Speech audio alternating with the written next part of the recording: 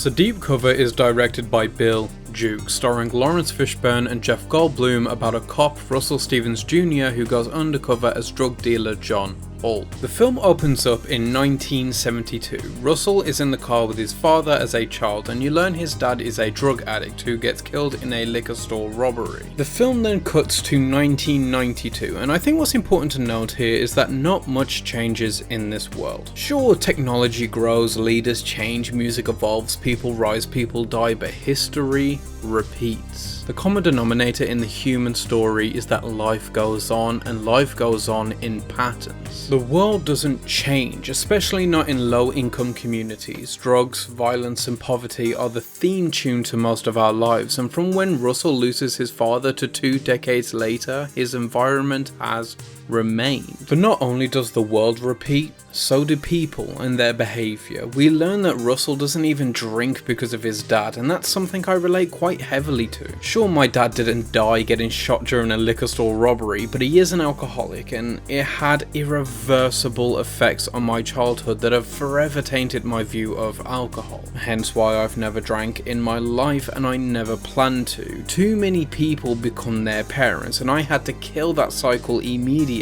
And this film is a cautionary tale of how life can go if you don't. Inherited grief, trauma and dependencies are very real and very dangerous if not identified and dealt with. And though his dad was a drug addict, what's interesting is that he seems genuinely interested in being a good father. He tells him not to do drugs, he tries to give him life lessons, but he's just too addled with addiction to make a real difference. Certainly not an example, and I think it's a clever way to say that drug addicts, alcoholics, people with afflictions are people too, and I think society a lot of the time does forget that. But though Russell tries to evade his father, his name is Russell Stevens Jr., quite literally a copy of his father, and only if he embraces his new identity as John Hall does he strip that, but that only ironically brings him closer. Russell is hired by the DEA because he has all of these qualities of a criminal: anger issues, resistance to authority, etc., and they promise to make those qualities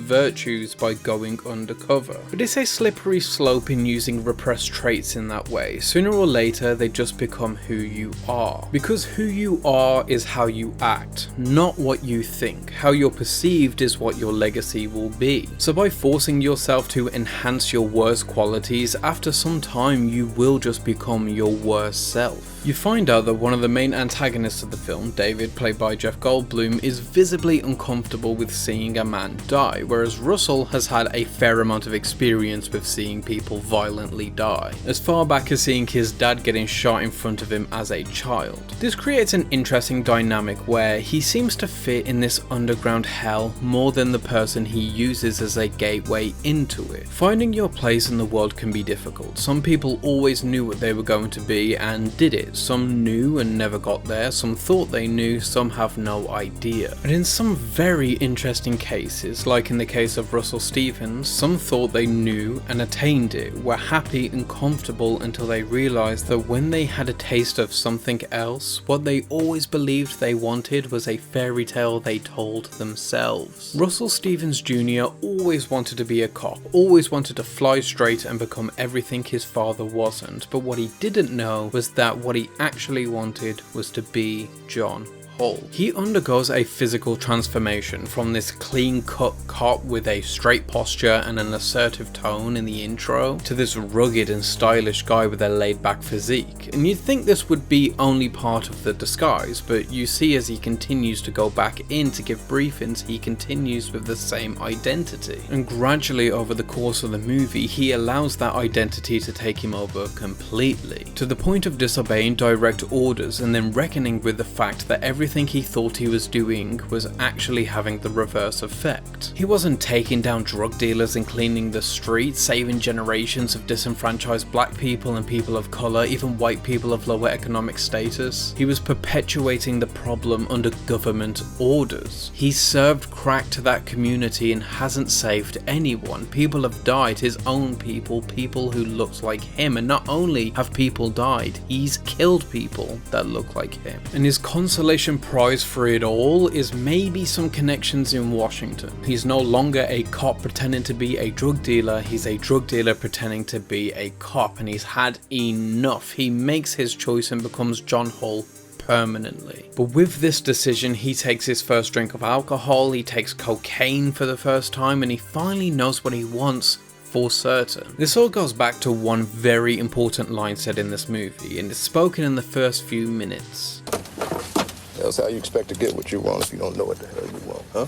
John now knows what he wants and he plans on getting it. A few more things to note. Russell first lives next door to a drug addict named Belinda and her son James. Russell takes decent care of James because it's obvious he sees himself in it, and Belinda isn't really taking care of him. Belinda eventually passes, leaving James an orphan like himself, and the film's theme song is the Dr. Dre song of the same name, made specifically for the movie, and I think the context of that is very important. The Chronic, Dr. Dre's first solo album, came out in the same year, and the perception of Dr. Dre up until this point was a rough and scary guy from Compton. He was part of the NWA, he was Mr. Fuck the Police, he's gone solo and his symbol was a chronic leaf. And Snoop, who's featured on the song, was a known gang member and smoked a ton of weed too, so their whole image was about criminals who went straight but still kind of perpetuate that lifestyle. Whereas this film is about a man who flew straight, breaking bad while still trying to uphold his core values. Now this movie ends exactly how you expect it to.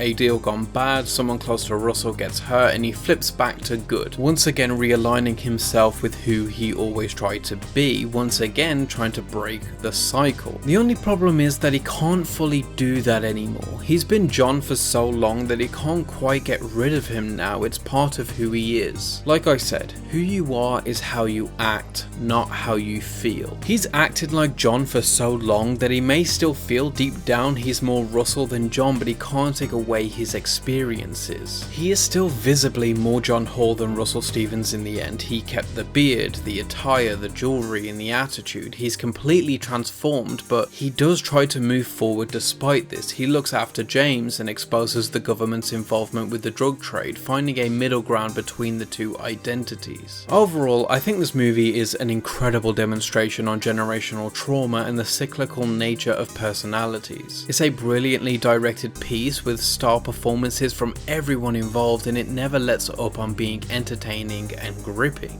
But that's just me. What do you think? Have you seen Deep Cover? If so, let me know what you think. If not, will you? And whether it's one about an undercover cop breaking bad or not. As always, keep watching movies.